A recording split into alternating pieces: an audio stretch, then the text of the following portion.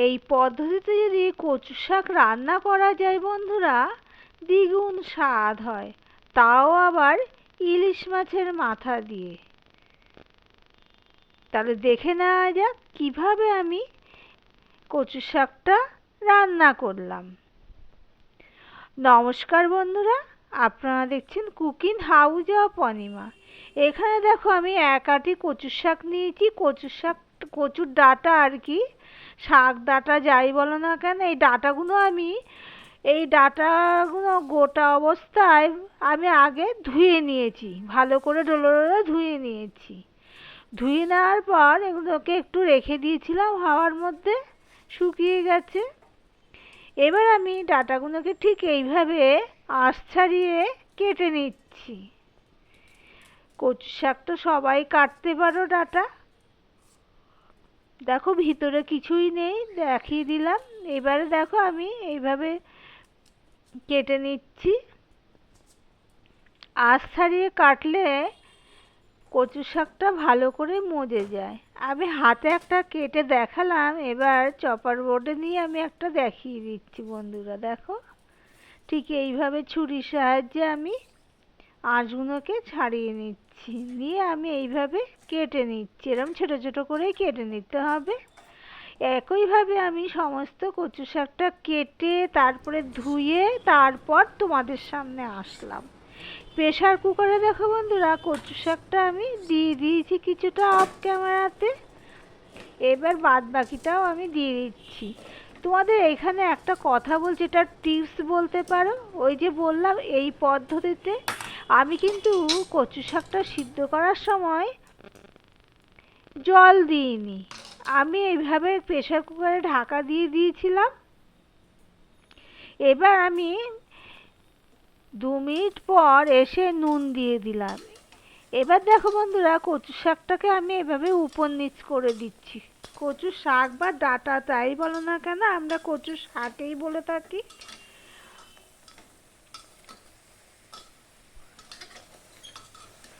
এই নুন দেওয়ার কারণে কচু শাক থেকে জল বেরোবে।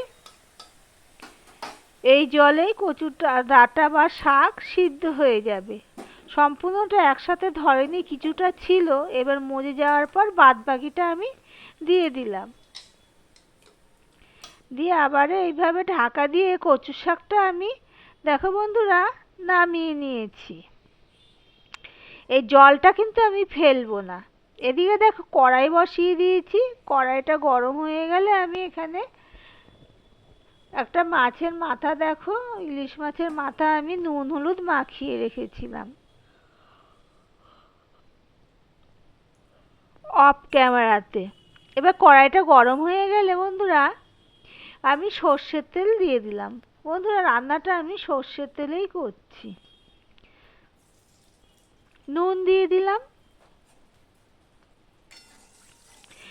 এই পর্যন্ত যারা ভিডিওটি দেখছো প্লিজ লাইক দিয়ে কন্টিনিউ করো বন্ধুরা। তোমাদের একটা লাইক আমাদের এগিয়ে নিতে অনেকটাই সাহায্য করে। আর লাইকের পর হাইপ অপশনটা আছে, সেটাও প্রেস করে দিও, তাহলে আমার ভিডিওটা অনেক লোকের কাছে পৌঁছে যাবে।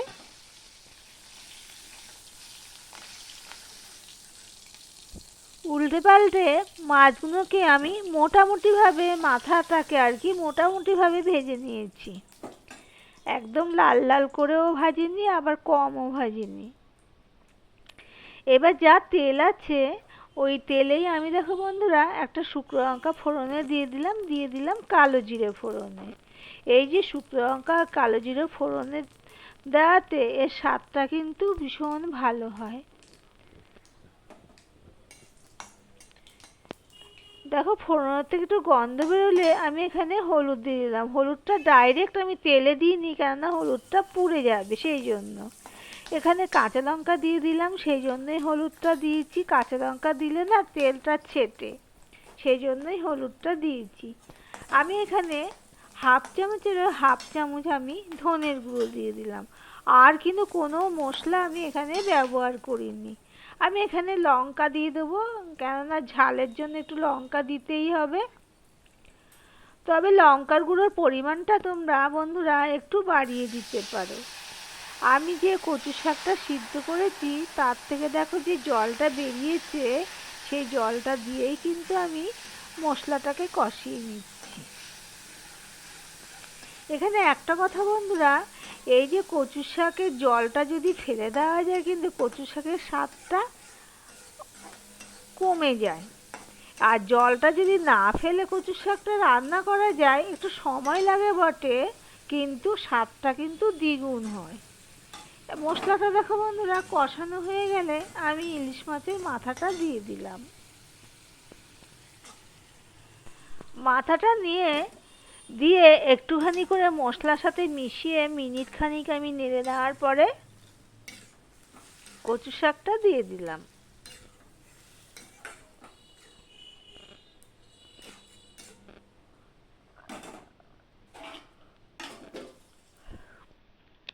আমি 2 থেকে 2.5 মিনিট ঢাকা দিয়ে দিয়েছিলাম, দেখো জলটা আরো বেরিয়ে গেছে।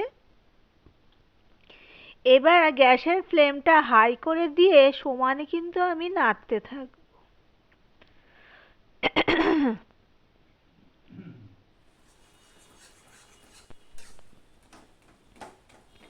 দেখো জলটা কতটা শুকিয়ে গেছে।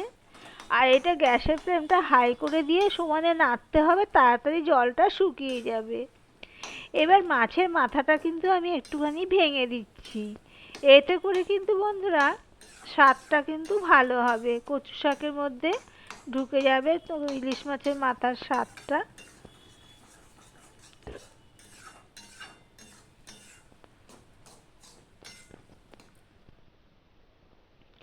দেখো বন্ধুরা সমানে নাড়তে নাড়তে দেখো কতটা শুকিয়ে গেছে। এখানে আরেকটা কথা হলো, কচু শাক যত টানানো যাবে, যত জলটা শুকনো যাবে, হ্যাঁ, তত কিন্তু খেতে স্বাদ হবে। দেখে বুঝতেই পারছো কড়াইয়ের গায়ের থেকে উঠে এসছে, তার মানে কচু শাকটা আমার প্রায় শেষের মধ্যে।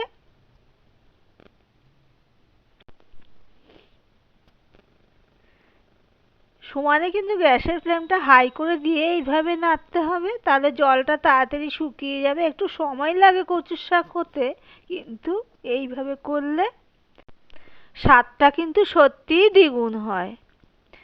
আমি গ্যাসের ফ্লেমটা অফ করে দিয়ে কিছুক্ষণ পর তোমাদেরকে দেখাচ্ছি। দেখো বন্ধুরা কতটা আঠ শুকনো শুকনো হয়েছে।